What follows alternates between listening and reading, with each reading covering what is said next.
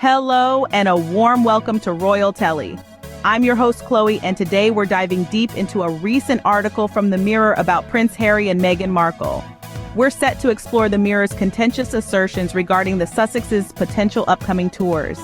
It's essential to peel back the layers of media narratives and ensure the accuracy of the information presented to us. With a critical eye, we'll dissect these claims thoroughly. Let's unravel the facts and set the record straight. First, let's look at what The Mirror and Richard Fitzwilliam said about the Sussexes. The publication, with insights from their so-called royal expert, claims that another tour might render Prince Harry and Meghan Markle mere objects of mockery. This projection hinges on the couple's past as brief senior working royals and their subsequent stepping back from these duties. Delving into the context, it's crucial to understand the nature and purpose of the Sussexes' previous tours. Unlike traditional royal tours aimed primarily at diplomatic engagements, Harry and Meghan have consistently focused their travels on advocacy and humanitarian efforts. They've championed causes like mental health awareness, women's empowerment, and the Invictus Games, an international sporting event for wounded, injured, or sick armed services personnel and their associated veterans. The narrative spun by Mr. Fitzwilliam seems to overlook the essence of these tours. These are not pleasure trips nor attempts at royal pageantry, but are deeply aligned with their ongoing humanitarian and advocacy work. For instance, their trip to Nigeria was not a leisurely visit, but a mission to promote important causes close to their hearts. It was a high-profile success, recognized as such even by critics. The assertion that future tours would require an excuse, as if goodwill and global advocacy are not sufficient, underestimates the genuine impact of the Sussexes' work. Their engagements are not just visits, they are missions of change, driven by a commitment to bettering lives and fostering global solidarity. Now that we understand the claim, let's examine its veracity and implications. Contrary to the portrayal of their Nigeria trip as a quasi-royal tour, let's explore what actually happened. When Prince Harry and Meghan Markle visited Nigeria, it was not under the banner of royal duty, but rather an invitation from the Chief of Defense Forces. The purpose? To champion causes that resonate deeply with both of them. The Invictus Games, mental health awareness, and women's empowerment. The Invictus Games, an international sporting event for wounded, injured, and sick servicemen and women, both serving and veterans, has been a passion project for Prince Harry since its inception. In Nigeria, the Sussexes took the opportunity to promote these games, highlighting the courage and resilience of participants. Their presence aimed to inspire and motivate, not just to make appearances. Moreover, their advocacy didn't stop at the sports field. Mental health, a pivotal issue that the couple has consistently championed, was also a major focus of their discussions with local leaders and communities. They engaged in meaningful dialogues, aiming to destigmatize mental health issues and promote better support systems. Women's empowerment was another critical area of focus during their visit.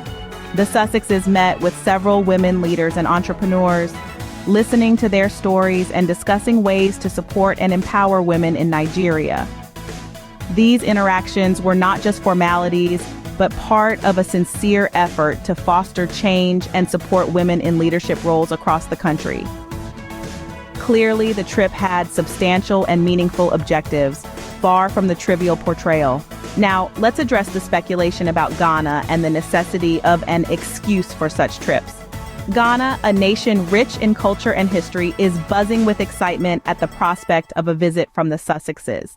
Conversations in markets, on street corners, and across social platforms reveal a genuine eagerness among the Ghanaian people. They are not just anticipating a brush with fame, but a meaningful engagement that could spotlight issues close to their hearts and bring about constructive dialogue and change. Turning to the notion that Harry and Meghan need an excuse to visit countries like Ghana, let's reflect on their recent trip to Nigeria. It wasn't a mere ceremonial visit. It was a mission centered on mental health advocacy, women's empowerment, and supporting the Invictus Games. These are not just pet projects, but are global issues that demand attention and action. Their work in Nigeria left an indelible mark, proving that their engagements are far from superficial. Critics may argue that without a direct link like the Invictus Games or specific ancestral ties, such visits are unwarranted. However, this perspective sorely underestimates the value of global celebrity influence in spotlighting humanitarian and social issues. Why wait for an invitation to make a positive impact? In truth, the idea that every trip must be justified by personal connections or governmental invitations underestimates the power of proactive humanitarian efforts. It appears the Sussexes don't need an excuse to help and inspire, only a cause. With the facts in hand, let's tackle the idea that the Sussexes risk becoming objects of mockery. The notion that Prince Harry and Meghan Markle could become figures of ridicule on their international engagements seems to stem more from sensationalist media narratives than from the reality of their global impact. Despite stepping back from their roles as senior royals, the couple's work continues to resonate positively across continents. Their efforts in mental health advocacy, women's empowerment, and the Invictus Games have consistently been met with applause and appreciation, not mockery. Take, for instance, their recent trip to Nigeria, which was undeniably a high-profile success. Here, the Sussexes focused on issues close to their hearts and critical to their hosts, such as supporting veterans and promoting mental wellness. The reception they received was overwhelmingly positive, with local media and leaders praising their commitment and genuine engagement. This is a far cry from the picture of potential ridicule painted by certain critics. Moreover, the idea that their future endeavors, such as a potential visit to Ghana, would require an excuse overlooks the simple fact that public figures of their stature are often invited to lend their influence and spotlight to important causes and events around the world. Their presence can amplify efforts on the ground and draw global attention to critical issues, a role they have embraced wholeheartedly. Discussing the impact of media narratives, it's important to consult experts on media bias and royal coverage.